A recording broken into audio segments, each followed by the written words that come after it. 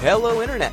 Gino, that Pinguino Greco here again with another episode of Deep Listens, and today's a very special episode, because today we're going to be talking about video game school. Going to school to learn how to make games and how to get into this industry a little bit, or at least some ways to do so. And I'm joined by one friend who's been on the show before, though it's been quite a while. I think the Until Dawn episode, joined by Tyler Morgan. Hello. What's up? Gaming graduate. Master of Game. Are you officially a Master of Games? Is that what your diploma says? Well, it's like Master of Interactive Media Technology or something like that. Something very diploma-y. Just shorten that.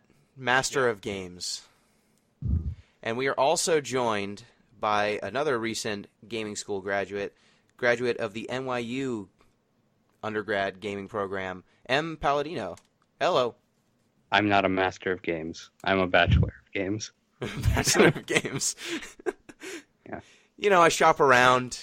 Yeah. Sometimes I spend more time with a game. Sometimes I leave. But mostly, I don't take, You just play it for one night and then you keep going. Yeah. And so I thought it'd be nice to have some people on to talk about, because it's a part of gaming that I don't think gets a lot of coverage, how you actually get into the industry, because most of the stories I hear are crazy moonshots, people in the right place in the right time, or who got in QA and just kind of stuck around for long enough to eventually be in a position of power. But now there are actually schools that are ostensibly trying to teach people how to get into game design. And I figured I know some people who actually tried it that way. So before we get into that, just a reminder, anyone who's listening, if you want to get in touch with the show or leave feedback, you can do so at DeepListensPod on Twitter, deeplistens.libsyn.com, and deeplistenspodcast@gmail.com. And if anyone wants to find you guys for your introduction, oh yeah, on the Twitter or any sort of projects you want to shout out. Good. All good. I don't have any projects, but I'm on Twitter at GameMakerM. It's also my Instagram. I don't really have anything I'm working on right now, but maybe in the future. Yes. Excellent. So, Tyler, what made you want to go to grad school for games? So I was about 3 years into a CS degree that I was not wildly passionate about, and I'd always kind of regarded game development as something along the lines of president or astronaut in careers that you want as a kid but are not actual viable career paths. But I started looking into it and found out there were programs, the Guildhall especially, which was the one that I ended up going through, that let you take realistic, tangible steps to achieve that goal. And so I did that. Very nice. And M, what brought you to game design as a educational pursuit? So I originally went to school for photography because I was just looking for creative outlets and I couldn't draw. And I also had spent my entire childhood just on web forums doing role-playing games. That sort of just everything was games for my entire up until high school. And so it was also I didn't know it was actually a thing you could do. I thought you had to kind of be the chosen one who landed that game design job somehow, and that was completely ethereal, who knows how you do that. And then when I stopped going to school for photography, I took some time off, and eventually I found the NYU Game Center. They had a summer program, which was you get 4-credit courses in intro to game. And so I did that for a semester, and I got Games 101 and Unity development. And after that, I was like, well, it seems like a thing that you're allowed to do. So I jumped on that using a game that I made in that summer program as my application, and somehow I got in. I was one of the first BFA class in that school. So, mhm. Very cool. And so you actually had to send a game as an application? Was that part of the requirement to apply? Yeah, they have a portfolio component, so they want to see that you like have a mind for doing game design, just so you can get like basic like rules structures down. They don't want you to like, be making Skyrim or anything, but like I made a board game, so just something simple like that. It was based off tic-tac-toe. Like, it doesn't get more simple. Tyler, did you have anything like that when you applied for your program? Yeah, there were portfolio requirements for the guild hall, but they were relatively simple. Like they had us make a few hand-drawn levels. We had to make a level in, I think, a level editor of our choice at the time, but just like a very, very simple level, and then just submit like test scores and stuff like that. Mm-hmm. Okay. And then once you got in, what was the first class, or first classes that you took? Did you immediately just get into working with an engine, or is it more theory? We had a lot of things moving concurrently. So the first semester at the guild hall, they start you, or about 6 weeks in the first semester, they start you on a 4-man Unity project, which went on for about 2 months. But it's essentially just something small enough that you can get all of your super easy mistakes out early. Like there's a lot that you learn with just working with 4 people with disciplines super, super fast, and the dysfunctions that the roles working with each other create become very readily apparent. So while we were doing that, we had a few theory classes, a few just basic classes where we were learning various tools, analyzing board games, and making our own little mod for them and stuff like that. And yeah, but the TGPs, as we called them, team game projects, were always kind of the focus of our time at the guild hall until our theses. Nice. And similar for you, Em?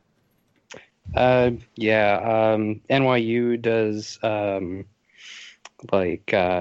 Games 101 at the beginning, which I took in my summer course, which just gives like basic, like completely separate from a game engine,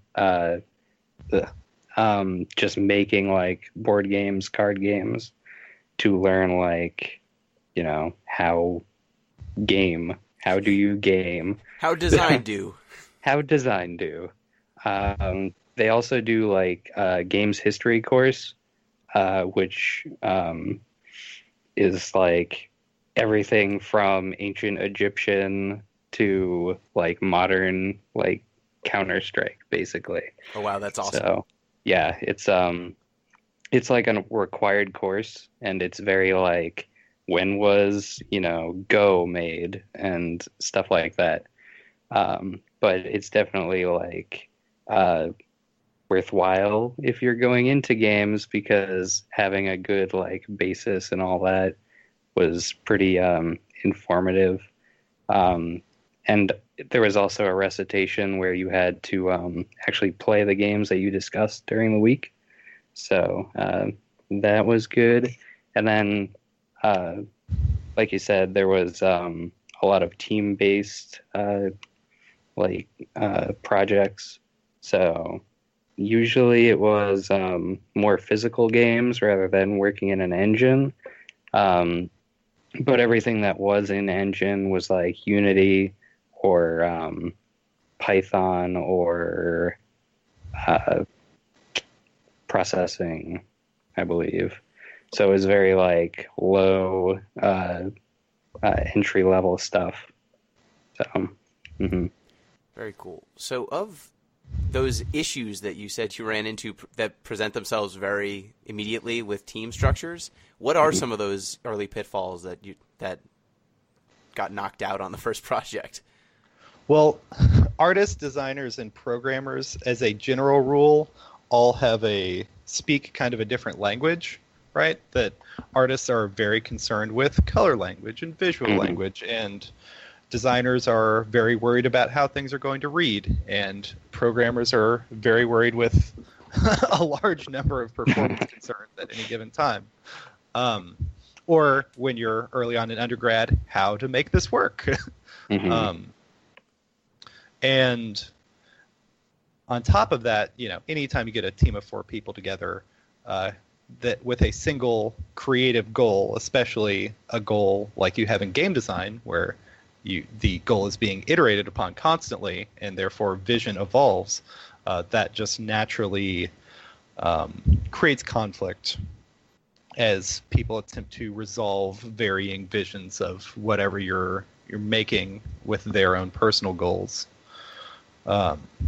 And the other major aspect of it is games are a big project, and so project management tends to be a big component of anything. And in any given project, what is reasonable within a given time frame, which we commonly refer to as scope, is constantly a fight. Because people want to have everything in every game because it would be better. And yeah, it would be better, but it also wouldn't exist. And so just resolving that is always tough. So did your professors get into the finer points of conflict resolution, or is it just have at it, hope you figured it out? We had a bunch of classes where they had us go through kind of mock game development processes. Like we had a great one with Lego where they would give us some specific rules to build something within like 10 minutes and then change the rules on us in 5 minutes and just kind of let us go with it. And so you get into the scope issues real fast because people immediately want towers and they don't happen because your budget gets cut down by 25% and now you have 7 minutes to build your elaborate Lego tower. So they talked us through some of that. They had us read a few books on game development and project management, and then they gave us demos to expose those problems as quickly as possible. Not that it in any way prevented them from coming up, but at least we knew what we were getting into and had a language to discuss them with. So is it Scrum processes? Were you getting into that level of detail? Yeah, we talked through Agile a lot, although most game development projects I've worked on inevitably descend into some chaotic form of waterfall by the end. Yes. So for those who don't know, Scrum, Agile, Waterfall, Scrum is a specific type of Agile development, I think is the correct way to describe it. Agile is basically you've got a goal, you're trying to finish it in a short relative period of time to get like a basic product out there, like a minimum viable product, and then you're constantly iterating on that minimum viable product, adding things on, but every step of the way you're building something that is quote-unquote complete.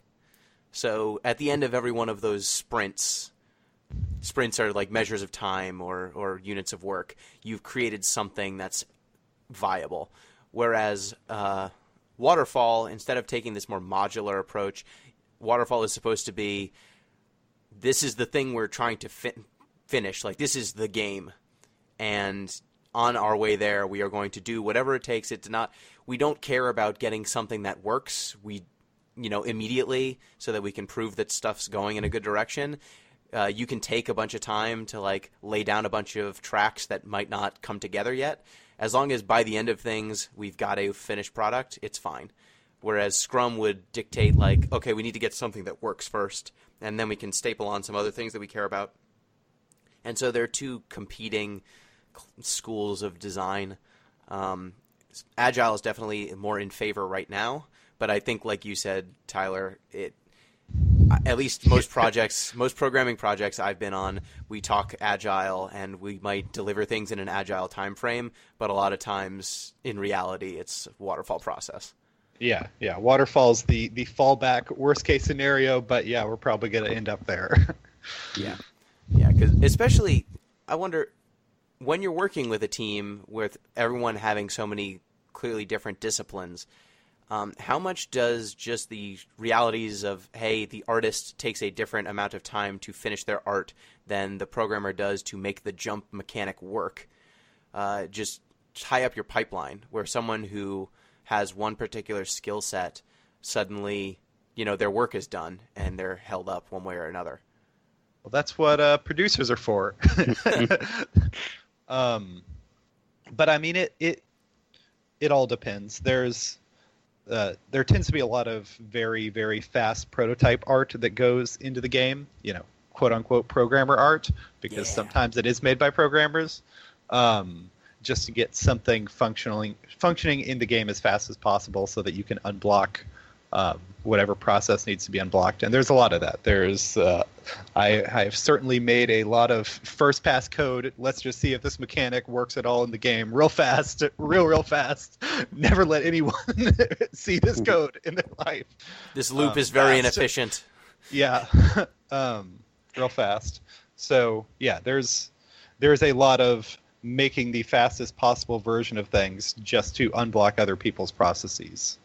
And it is the producer's job to allocate the resources necessary to make those happen. Makes sense. Em, did you have a similar experience with all these issues? Yeah, I have never heard the word Scrum or Waterfall used in that context. So those are things that at least in programming I've heard a bunch. It's more like when you're actually delivering software that people are paying for, that this stuff comes up. Yeah. We were very, not, what would you call it? Not like a proper company structure. So it was more just like you had your tasks, and then whoever, finished something could probably pick up a different task. No one was particularly specialized. They did a good job of giving you a good basis, and everyone knew a little bit of code. They might not like to do code, but they could do it if they were pressed. And if you need to get art, you know how to do some Maya modeling and stuff like that.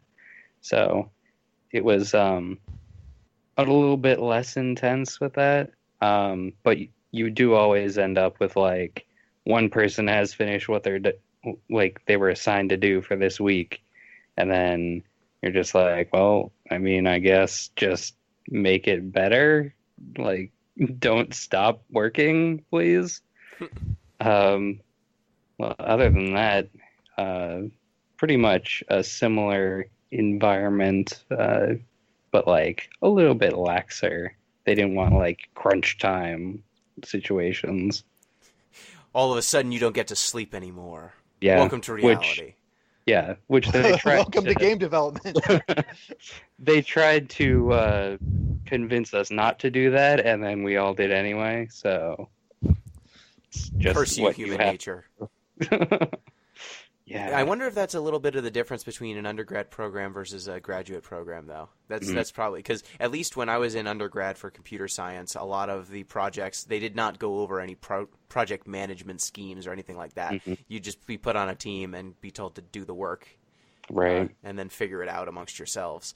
Whereas if you're being prepared specifically to get a job in the industry, it's good to have some knowledge of these processes, because at least everyone I've heard uses Scrum for the most part, and Agile. Those are buzzwords that are floating around programming of all types. Right. And so it's hard once, I had to learn it once I got my day job. And having heard it from game developers talking about Scrum, I actually had some kind of idea about it, but not any working knowledge. Yeah. So having that in college would have definitely been useful. I think the difference is that I was taught by game developers who weren't actually dedicated programmers. So they knew like design sense, but as far as programming went, they're like, I kind of know it. Like I could do some Unity coding, and I'm like, okay, this is this is a little disjointed. There were like people to talk to for programming, but everyone was like a designer, basically.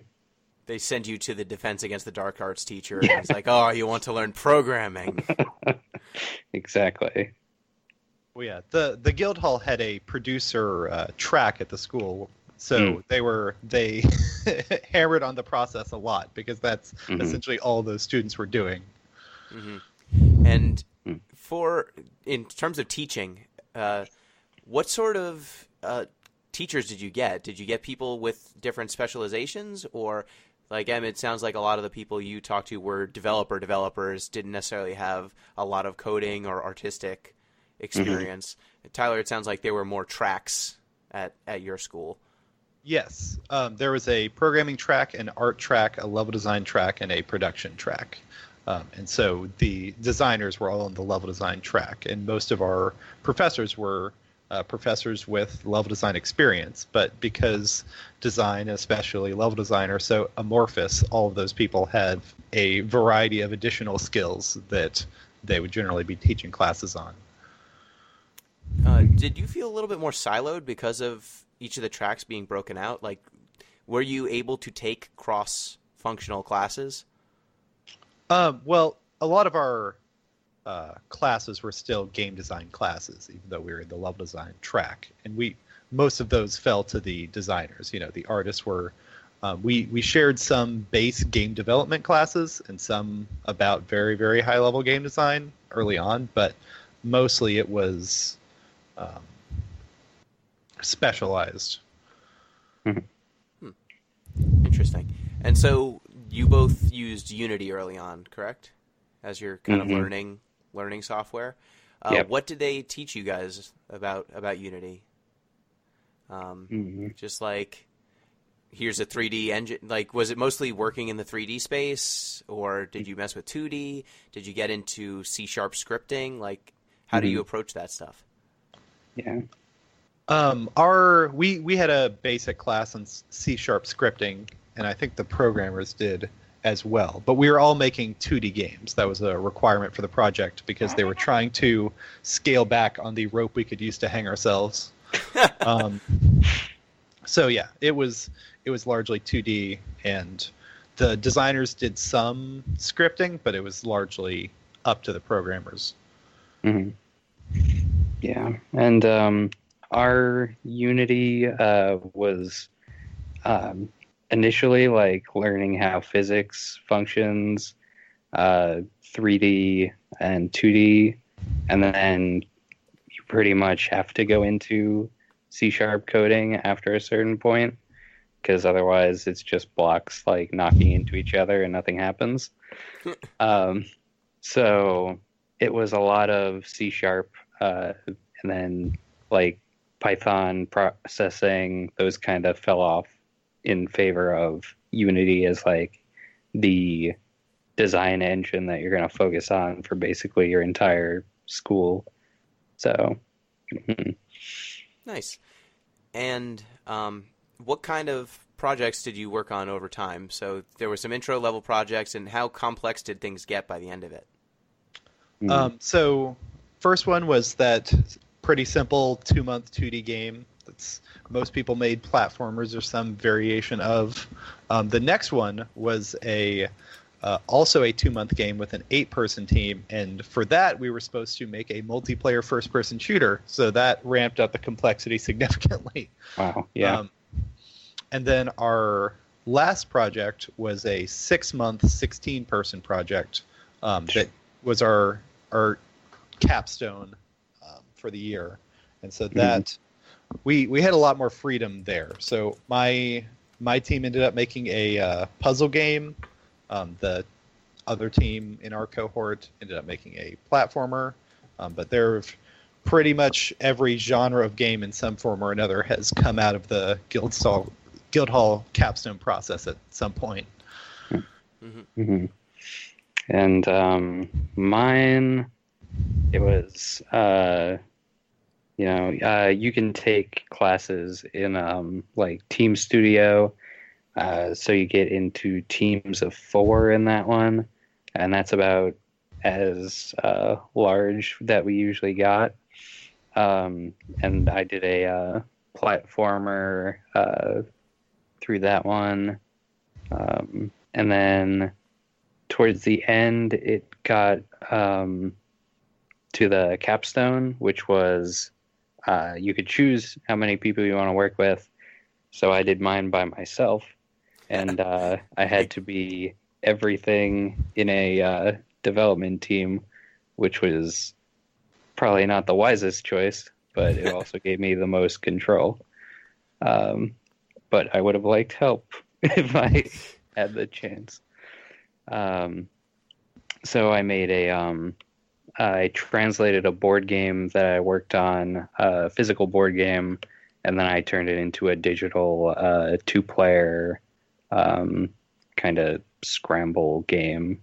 So nice, very cool. So I guess you would have liked help. Did you find that you were able to get everything done art-wise? A lot of developer art?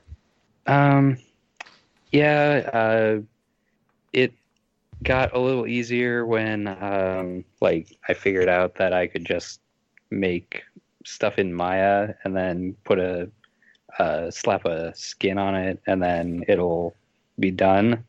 So when I had my placeholder art that was just colors, and then I put like a texture on it, it suddenly went from oh, this looks like a preschool kind of and then it suddenly became oh, this is an actual thing. This is acceptable. Yeah, this looks like maybe someone would play it instead of just be these random colors. I could put this on the App Store and maybe someone would buy it. I don't know. Yeah. Mm-hmm. Well, I don't know.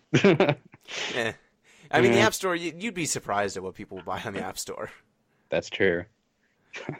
Now that you're out of the other side of these sorts of programs, how do you feel about your time learning game development? Do you feel like the classes were worth it?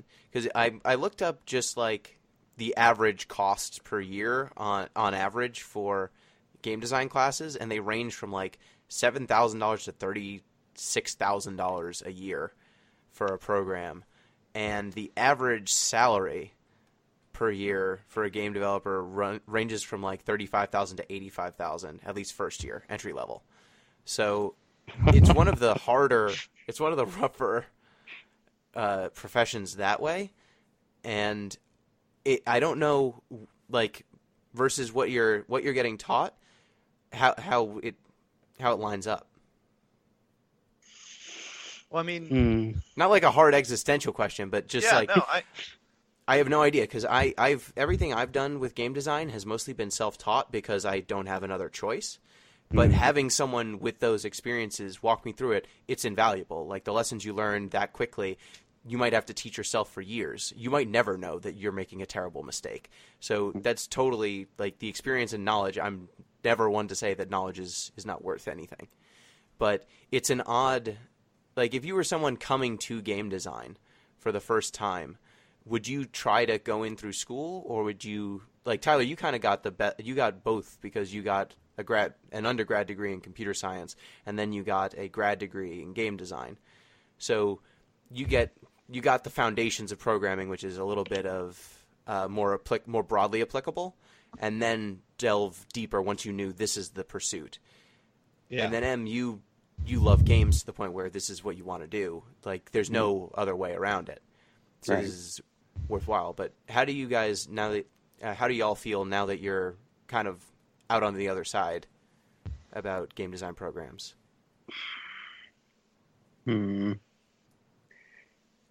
After you. All right. Well, I mean, ultimately it worked out for me, so I can only complain so much.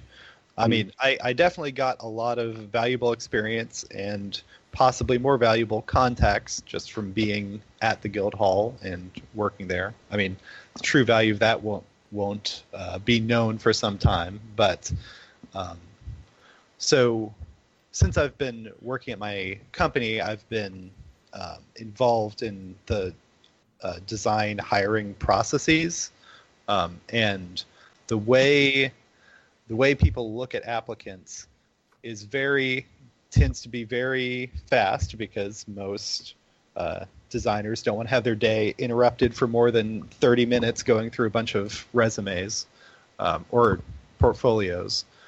And so being able to spend a lot of time producing a few very standout pieces that I got to collaborate with other people with to make them look pretty and presentable was very valuable.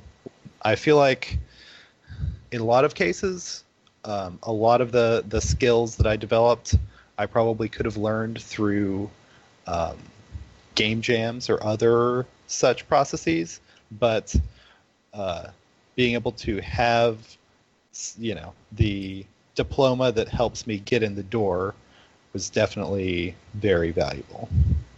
Mm-hmm. Yeah, and I definitely agree with that I probably could have learned it on my own. Maybe not like as much as I learned when I was in school, but when I explain it to people and they're like, how does Unity work? And I can basically it's like a sandbox, and you just build with blocks, and then you can ask those blocks to do things. I'm like, well, that was pretty simple. I probably could have learned that myself now that I think about it. But having a community who is all doing the same thing, and being in New York where NYU has their game jam every year. I think it's going on this weekend. But just having that environment where you can go and ask a professional game designer what you're doing wrong or what you're doing right. That's where the value is. And if you go to game jams or conventions, you could probably reach an equal footing, I would say. Yeah. Yeah. Go ahead, Tyler. Having a lot of time to dedicate to it, plus the motivation of both teacher expectations, but also competition with your classmates, definitely made the process go a lot faster for me than it otherwise would have. It's definitely motivation is the key. If you want to go to all these game jams and conventions, then you'll definitely get there. And my problem was I couldn't find that motivation, and so going to school was really helpful for me. So might not be for everyone, but yeah. Yeah, and like you mentioned, Tyler, the alumni network and the connections and the people you meet and getting a strong portfolio together is something that, as someone who does game design on the side, at most I might have 3 hours a day to dedicate heads down on a gaming project, and I program all day. So when I get home, having 3 hours to program, and then weighing that against preparing for this podcast or spending time with loved ones, it's not. Sometimes the game development is not the most appealing part of those things.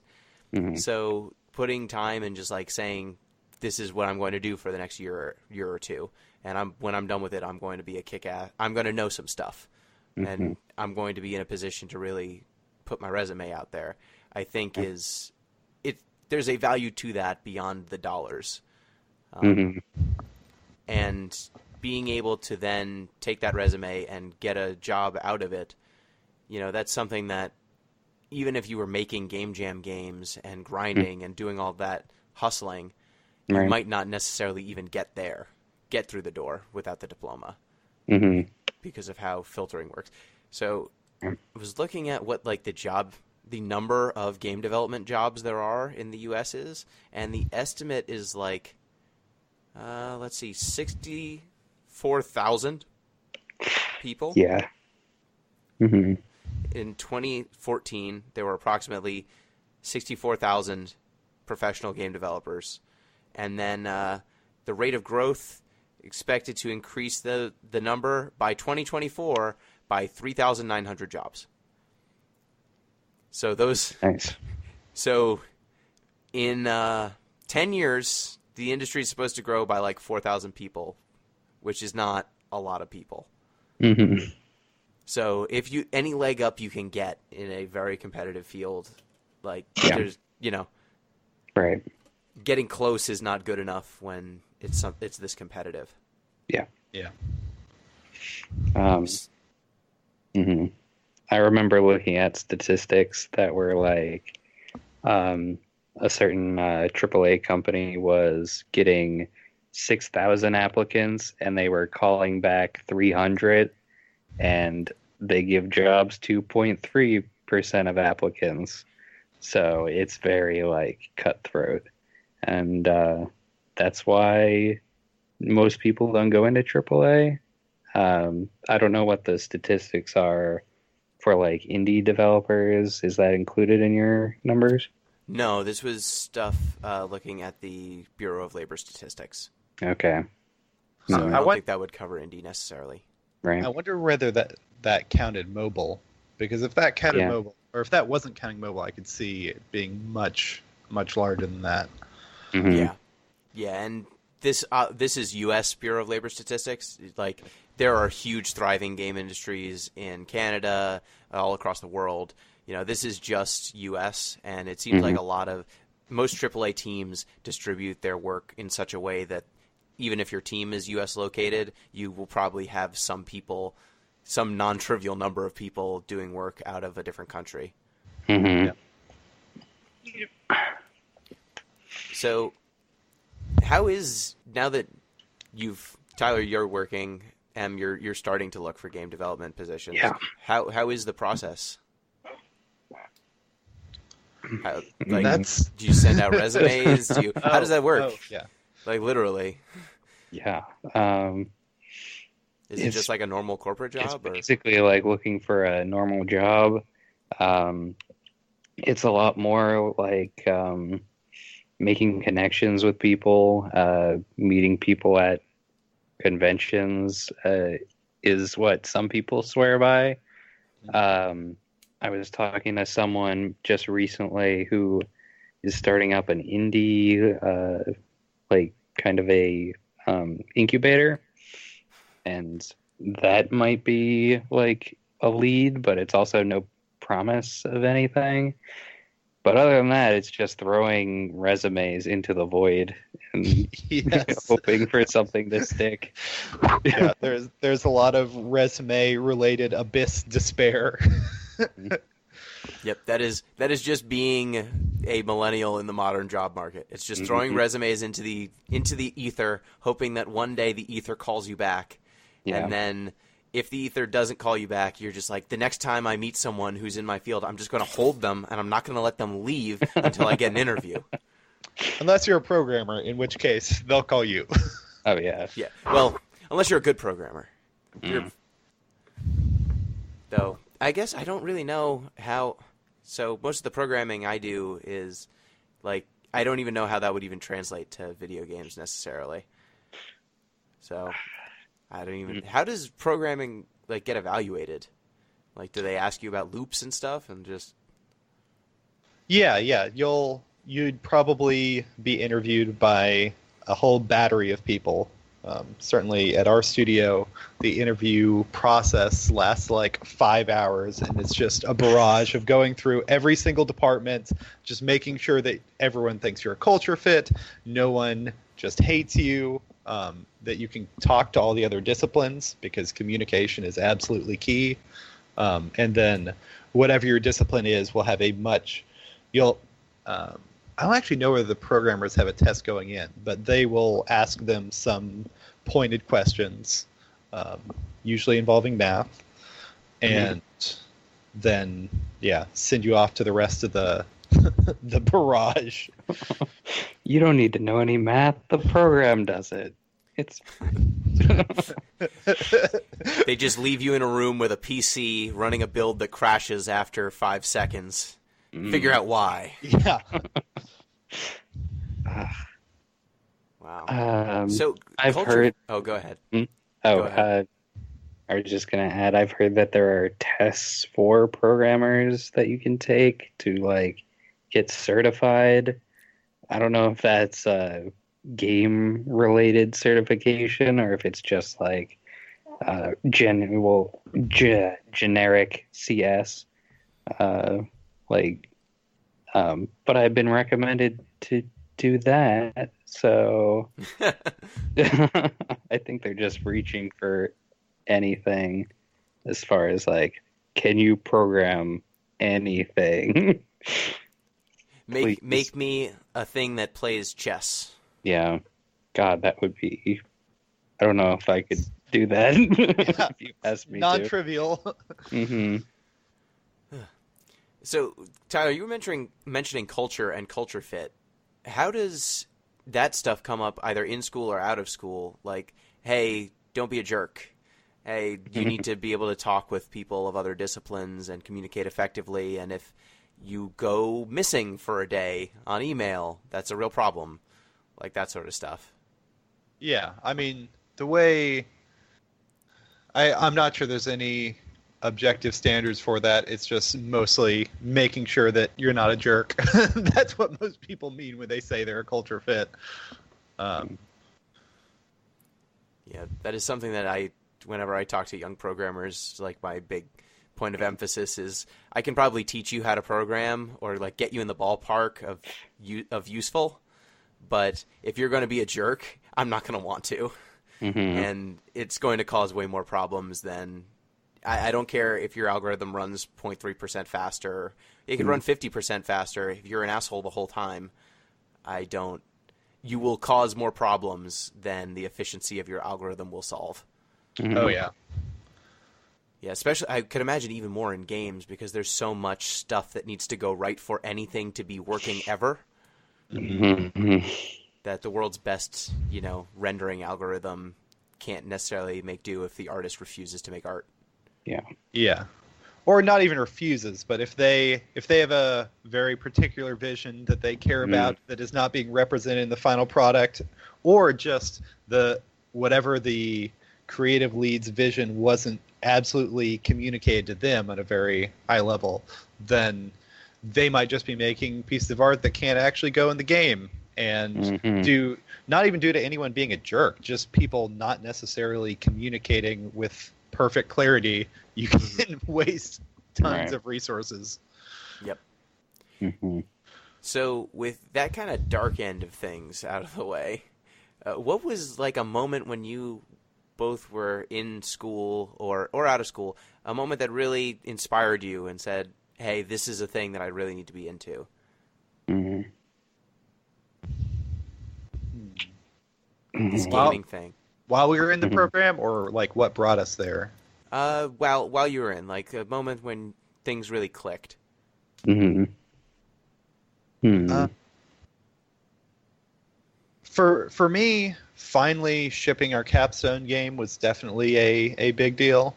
We had a lot of conflicts throughout the whole project, and there was a lot of internal turmoil. And so after we finished the project, they had us show it off to the whole school and have a bunch of people come in and play it.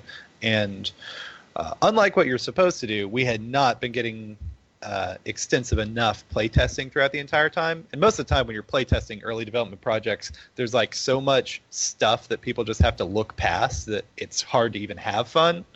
And so when we finally got the finished product out there and just threw it to the cohort below us who had no obligation to say anything nice, and just watching them get totally enthralled in it and having a lot of memes happen instantly, that was very, very gratifying.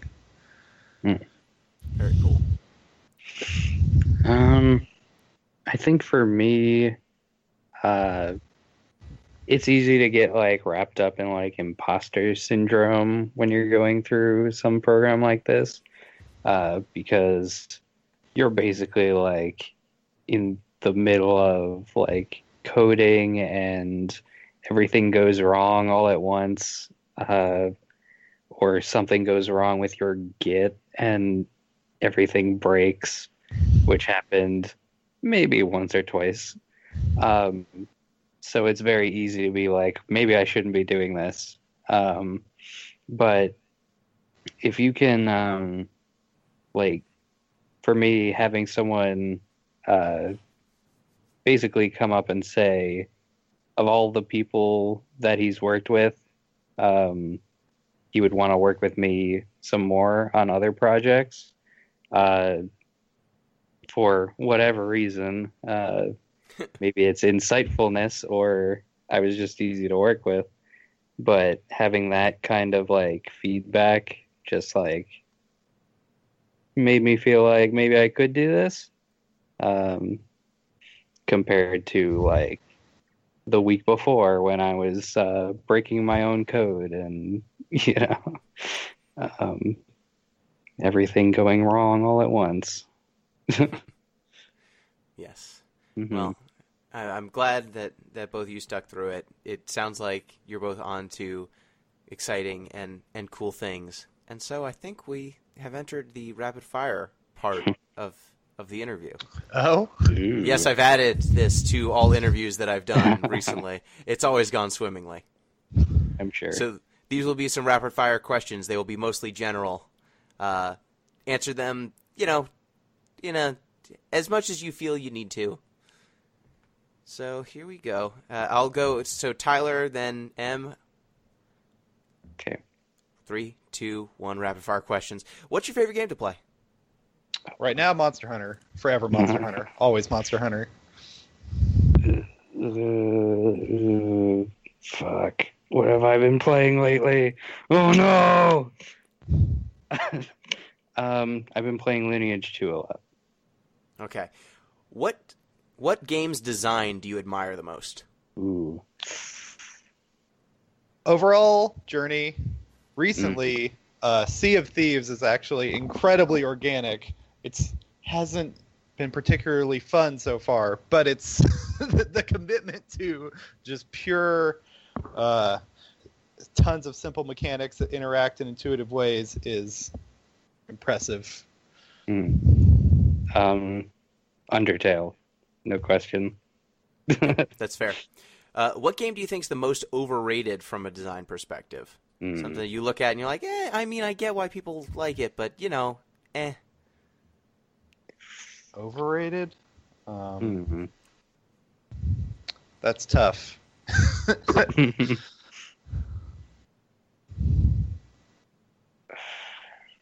Stump. Yeah, I don't have an easy answer for you. That's fine. That's fine. This isn't a negative show. That's fine. Good work. You passed the test. That was actually a trick question. You both passed. If you could travel through time to any point in gaming history, when would it be? Oh, jeez. Can I travel to the future? Sure. I mean, yeah, going as far forward pre-apocalypse as I could go would be ideal.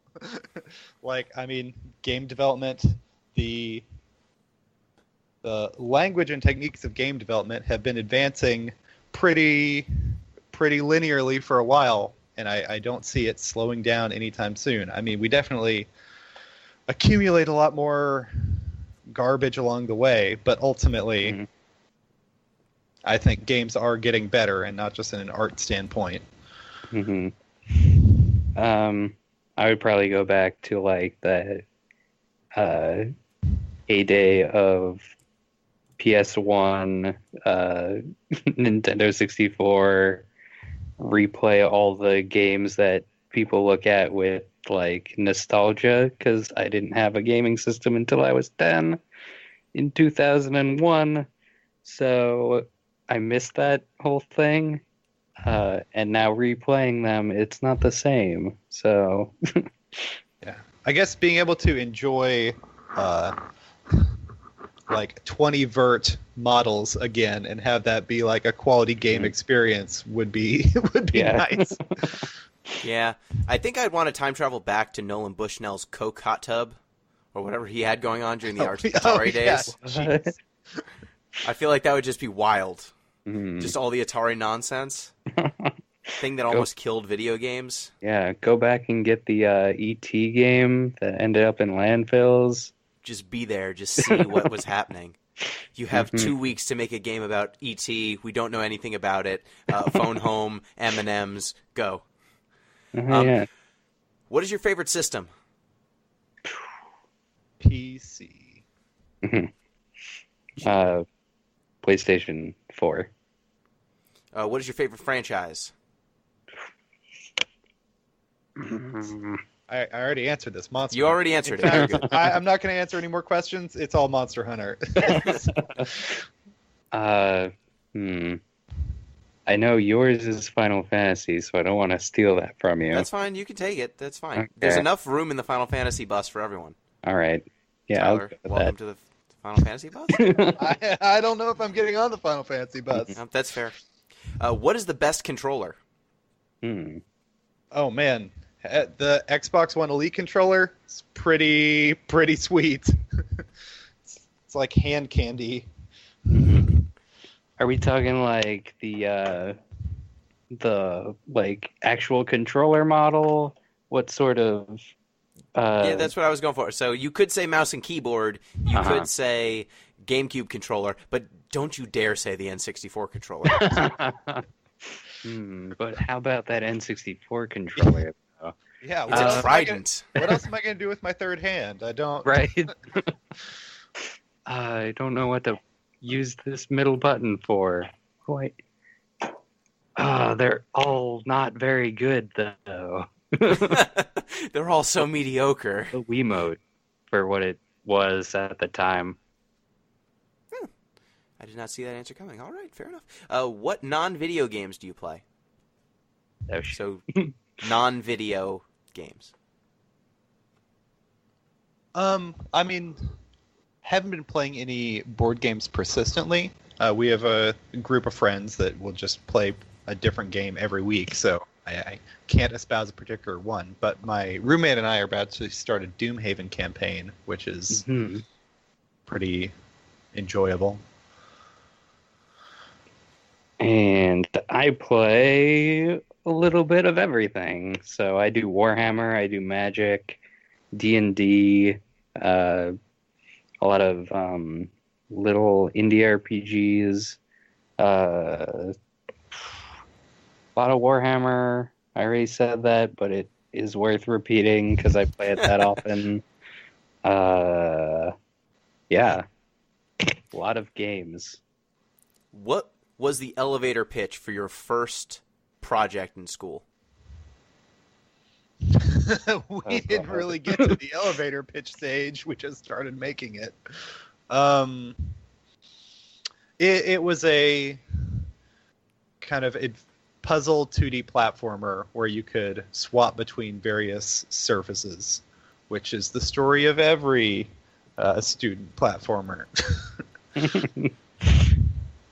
Oh, God, I don't even... Oh, I remember. It's the one I used for my application. It was Goblin Bar Brawl. Your two like warring goblin factions who just want to have a drink, but you end up destroying this bar instead. That's a good pitch. I like that one. What is your favorite Magic the Gathering card? Because I know you both Oh, God. have dabbled. Tassiger the Golden Fang. It's a good answer. Mana Drain. It's a good one. I think mine would probably be Blood Moon, which Or says a lot about me. Jeez, yeah. It says a Lunar lot Blood about me. Sun. Your spikes, they're poking me. Well, I just don't want other people to have fun. Actually, no. Obliterate's my favorite. Destroy all lands, all creatures, all artifacts. Cannot be countered. Cannot be regenerated. That's a lot about you. Yep. What is your favorite bug/feature? Oh, God. So when I say feature, I mean, is it a bug or is it a feature? that kind of thing. The concept of physics in games in general. Yeah. Like, games aren't supposed to do physics at all. Physics was a mistake. We're just tricking the game to think it's doing physics, but not actually, is basically how I was taught to do physics. Okay. Beach. Oh. Hmm? Was your answer also physics, Em? Or? Yeah, I agree with that. Fair enough. What is one game design lesson that you wish everyone learned? Doesn't matter. Playtest.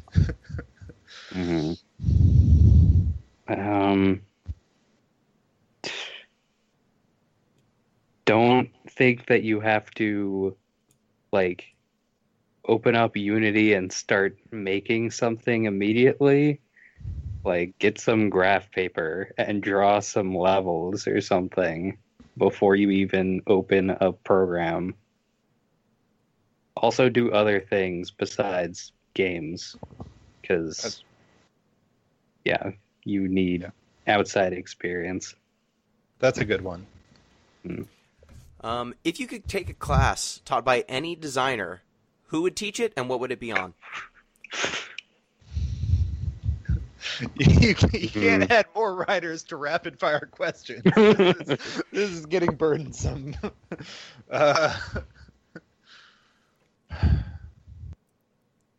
I mean, if I could take one from Miyazaki on world building, and I could understand Japanese, that would be pretty great. It's just him cursing at you over and over again, smoking.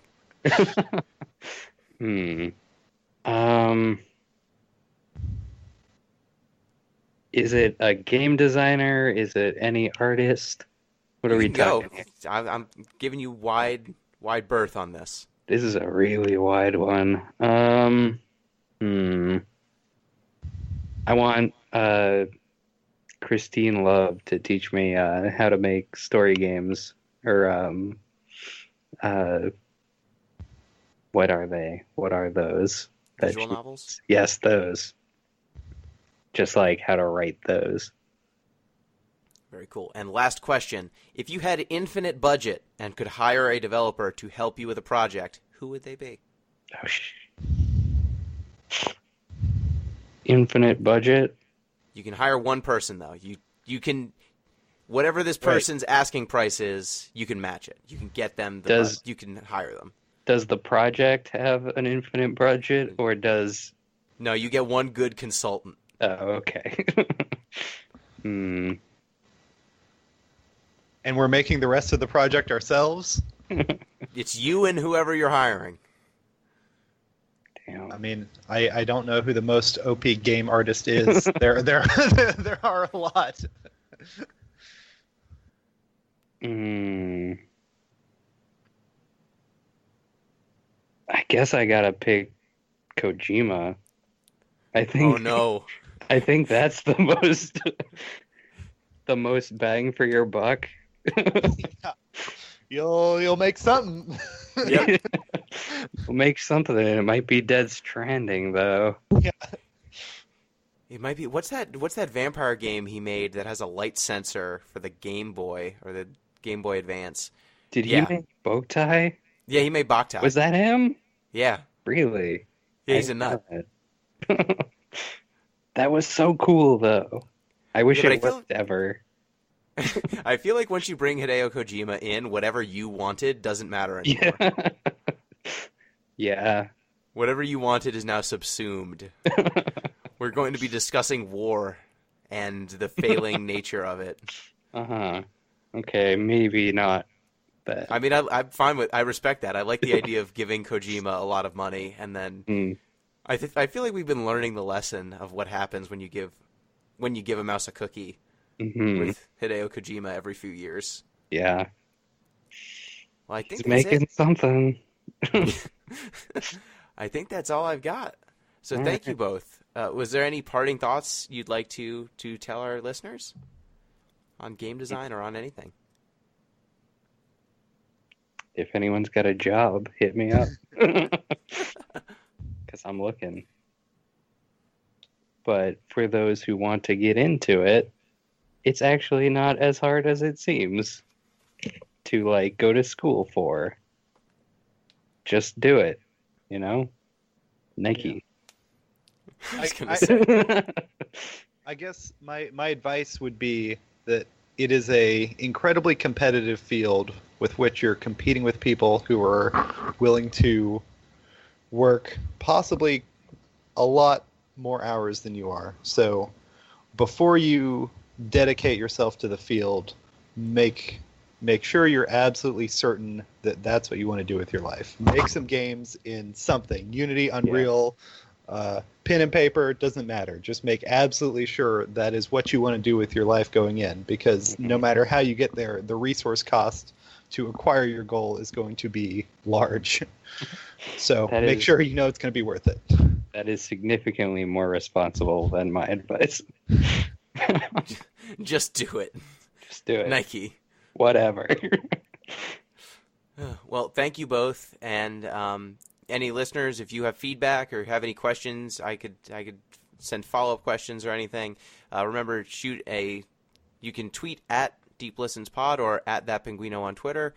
You can hit up our comment sections, deeplistens.libsyn.com, and deeplistens.podcast@gmail.com if you want to hit up our email. So thank you both. Thank you, Tyler. Yeah, a pleasure as always. Thank you, Em. Thank you. And thank you, listeners. Till next time, peace.